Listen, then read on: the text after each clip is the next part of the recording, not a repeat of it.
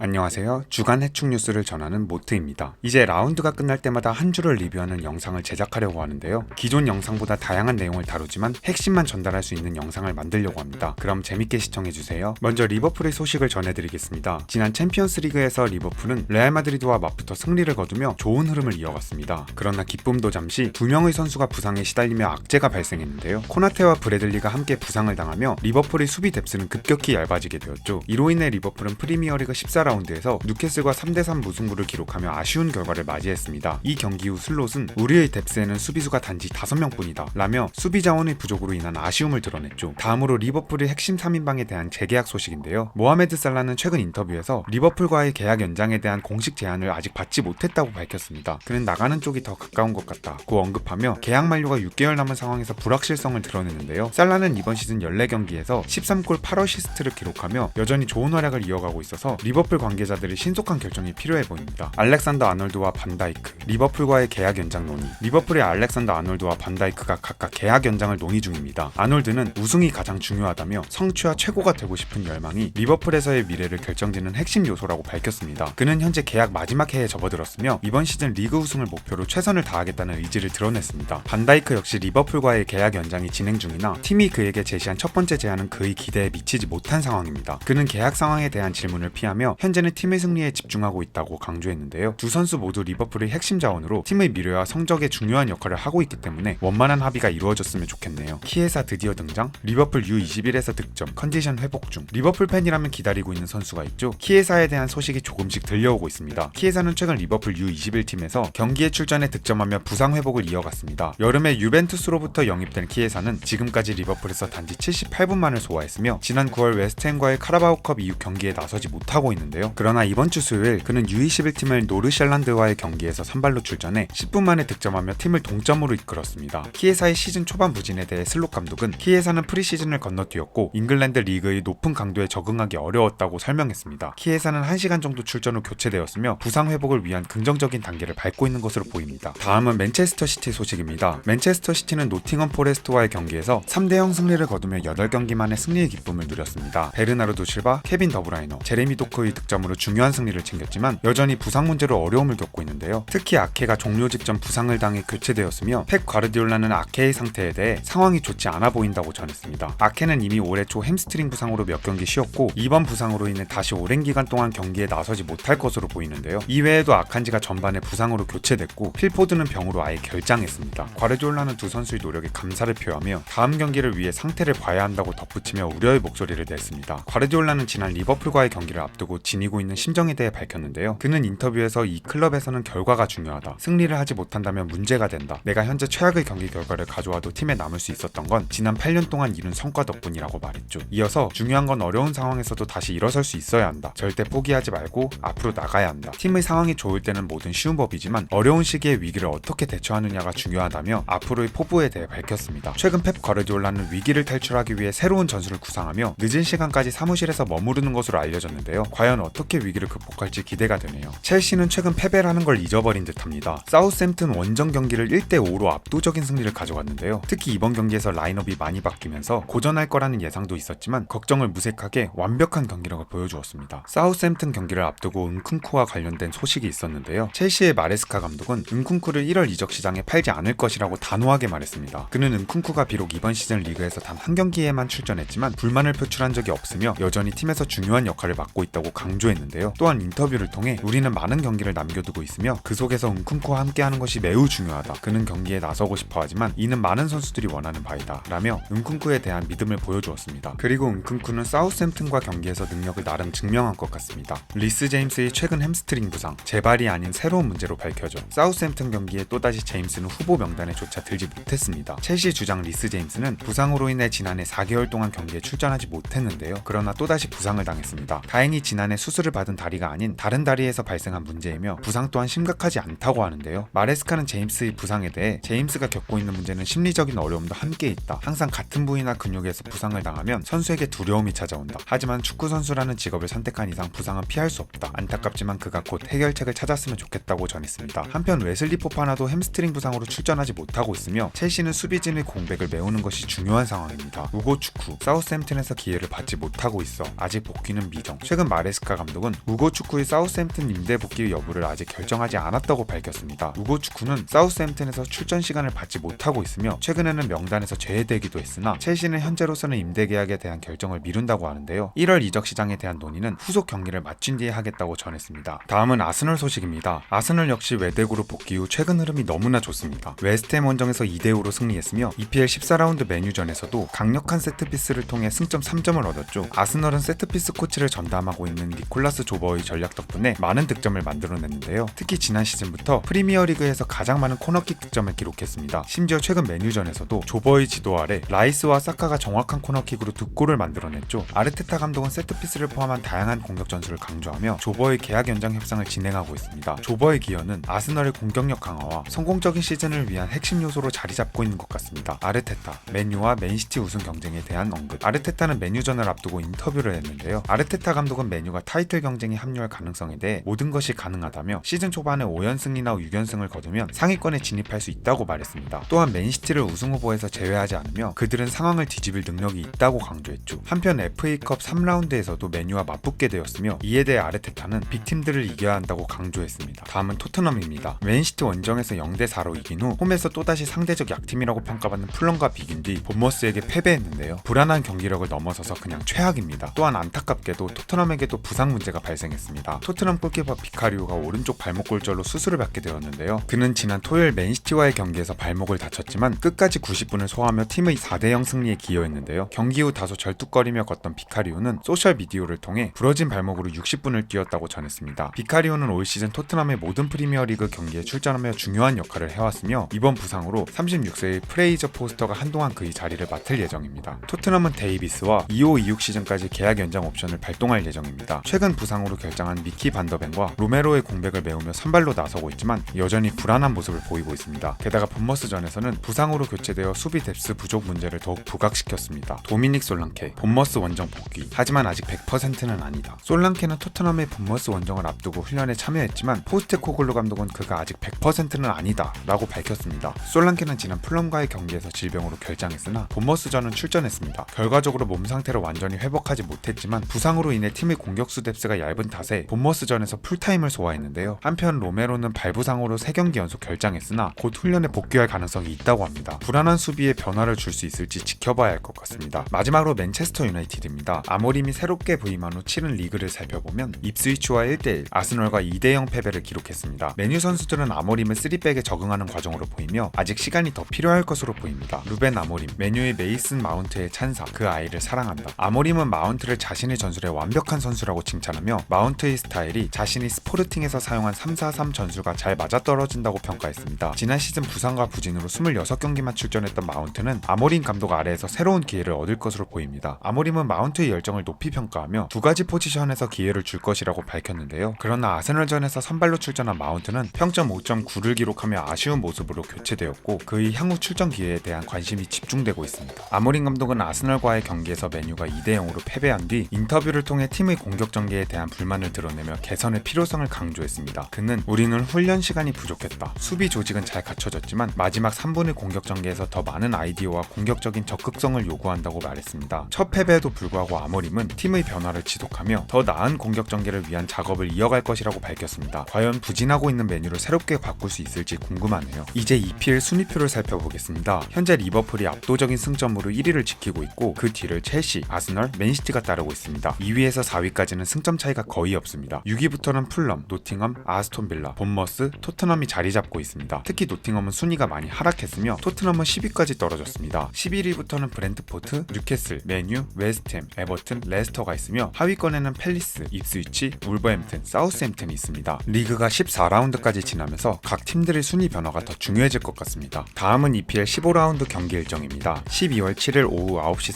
30분에는 에버튼과 리버풀의 머지사이드 더비가 열릴 예정입니다. 12월 8일 일요일 자정에는 아스톤 빌라 사우스햄튼, 브렌트포트 뉴캐슬, 크리스탈 팰리스 맨시티가 있으며 오전 2시 30분에는 맨유 노팅엄, 오후 11시에는 풀럼 아스널, 입스위치 본머스, 레스터 브라이튼이 맞붙을 예정입니다. 12월 9일 오전 1시 30분에는 토트넘의 홈구장에서 첼시와 런던 더비가 열릴 예정입니다. 마지막으로 12월 10일 화요일에는 웨스트햄과 울버햄튼이 맞붙습니다. 이번 주간 해축 뉴스에서는 EPL을 빅6 중심으로 다뤘는데요. 점차 더 많은 팀을 다룰 예정이니 많은 기대 부탁드립니다. 오늘의 영상은 여기까지입니다. 지금까지 지금까지 모트볼이었습니다.